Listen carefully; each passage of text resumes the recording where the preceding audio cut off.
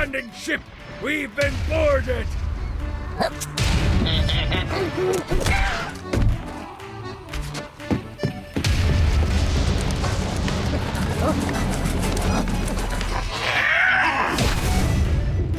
these damn things off my ship!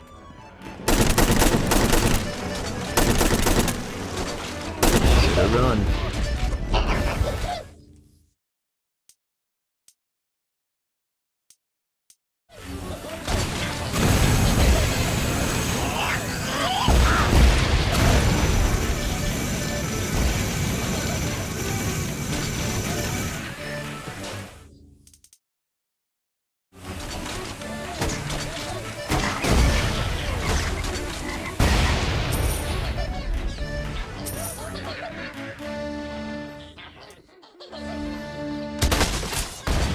Like the old days. You're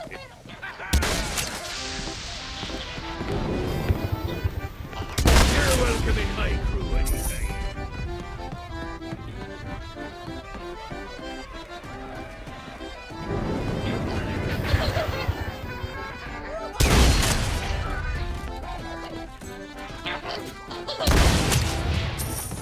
I got a bit of treasure in that chest over there.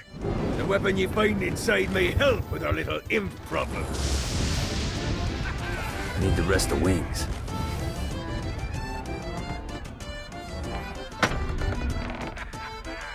Ooh.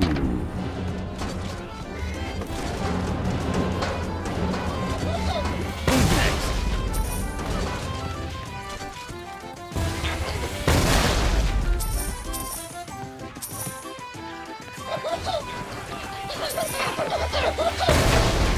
I summoned these imps to serve as my crew.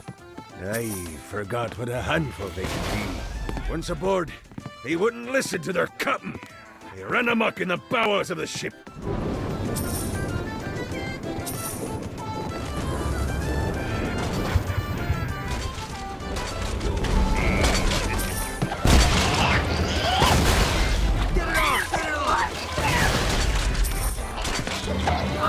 Not another one of these.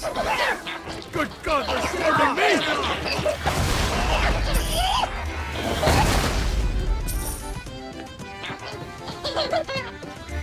It's okay to drop the pirate voice. What pirate voice would that be? Wow.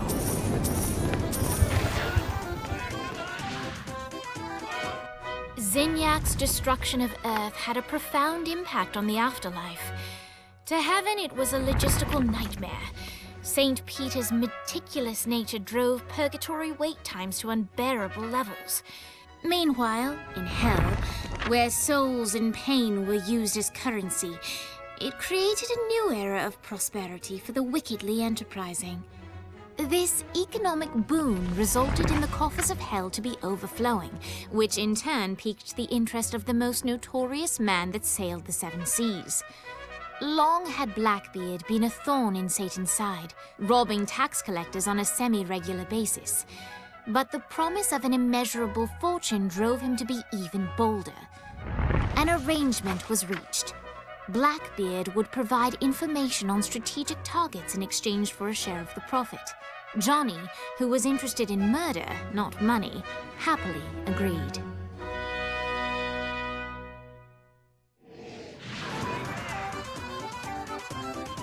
Grant ye the ability to summon my crew whenever they're needed.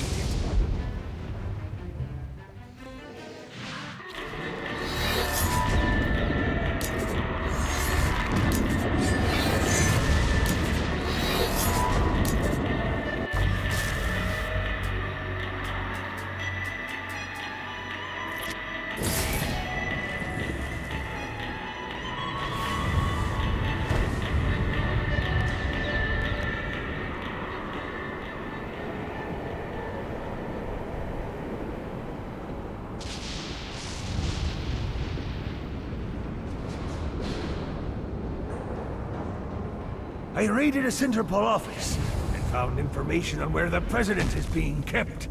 Evidently, they've been trapped in some sort of soul crystal inside Satan's palace. Breaking in is an impossibility. Your best bet to save them is to continue to try to draw Satan out of his palace.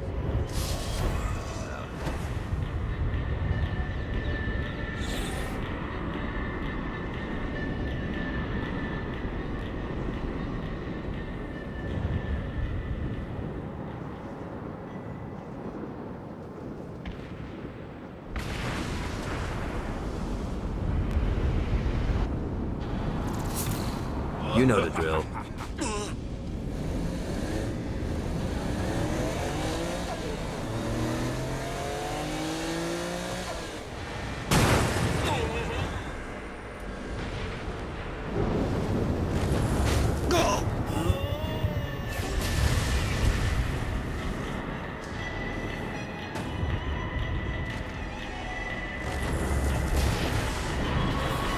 Yeah!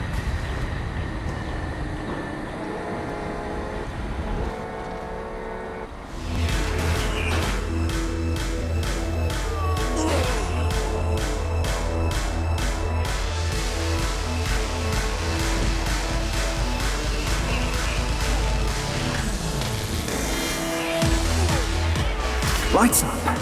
William Shakespeare, humanity's greatest playwright, and hell's most diabolical purveyor of entertainment, looks on as a brave mortal on an Orphean quest enters.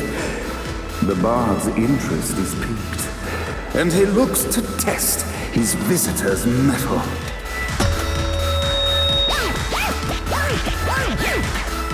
The masked tragedies were used to enemies cowering as they approached.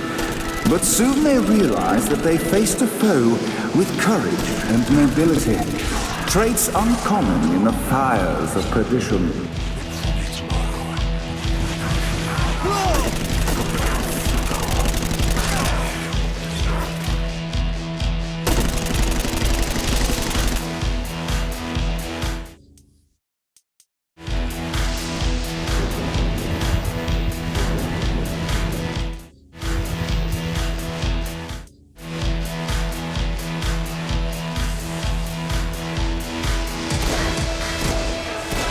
The inciting incident resolved.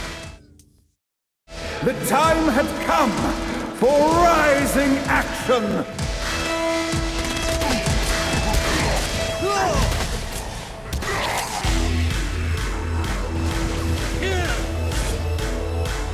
The battle raged on below, and as bullets and blood flew, the bard arched a curious eyebrow. Could this mortal be the exact thing that Shakespeare needed?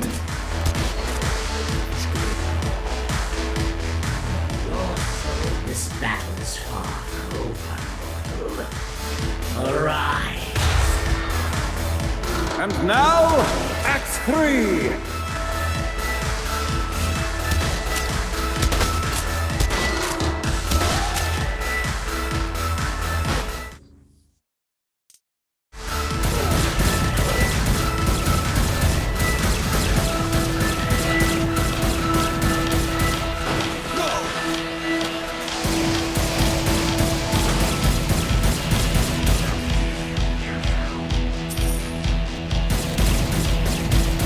The conflict resolved, Shakespeare eagerly awaited meeting the champion that dispatched so many of his men. Undoubtedly, they were here for the bard's aid, and while happy endings were not a thing found in hell, Shakespeare always had a soft spot for comedies. In the land of the living, William Shakespeare is regarded as one of the most prolific playwrights of all time. However, to the denizens of hell, the bard is seen in a far different light. After selling his soul for fame and adoration, Shakespeare served in hell as Satan's spy master general. In doing his duty, Shakespeare would punish the souls he was investigating by forcing them to perform in grotesque passion plays for Satan's amusement. But in a Twelfth Night-esque twist, Shakespeare found himself living a double life. While he projected an image of cruelty, his heart was as soft as Jezebel's. In secret, he would tutor her on the classics and act out the works of his mortal days.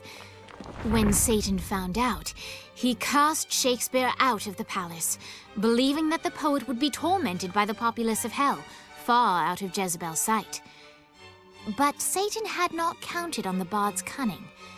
Embracing his persona of master torturer, Shakespeare and his followers, the tragedies, took root in the entertainment district, biding their time for revenge.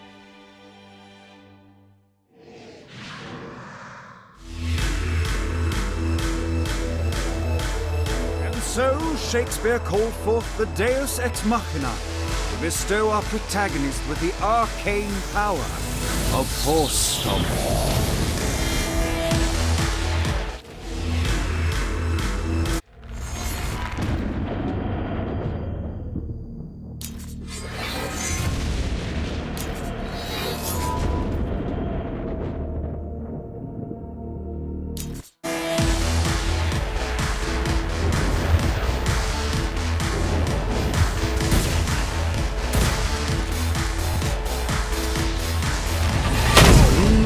Of success.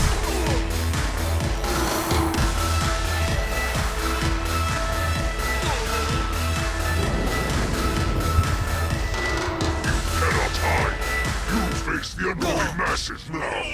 How can you stand against the hordes of darkness?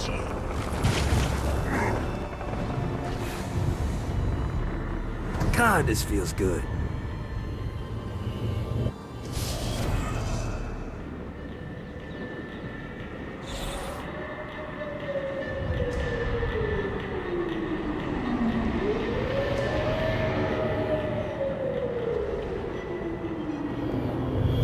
Running out of juice.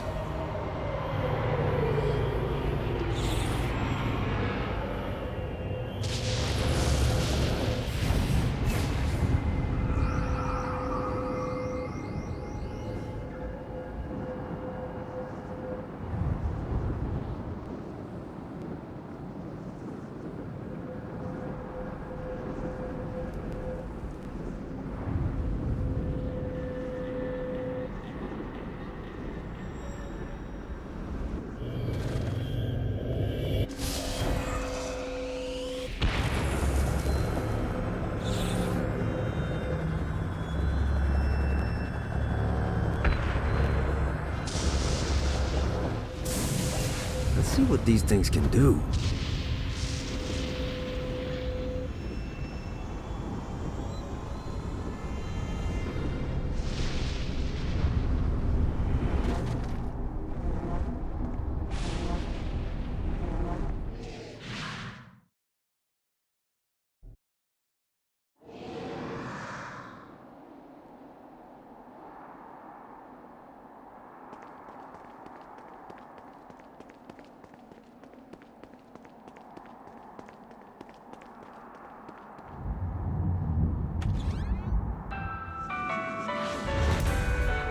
Wheels on the bus go round and round, round and round, round and round. The wheels on the bus go round and round all day long. The horn on the bus goes beep, beep, beep, beep, beep, beep, beep, beep, beep. Horn on the bus goes beep, beep, beep all day long. The bell on the bus goes beep, beep, beep. What, if they wanted to torture you, why'd they use the short version of the song? This is the short version. Oh yeah! The wipers on the bus go swish, swish, swish. The hobo on the bus goes heh, heh, heh. Come on, have a Tickets, please. Note to self, find a way to control lightning. All day long. Babies on the bus say wow, wow, wow, wow, wow, wow, wow, wow, wow. The babies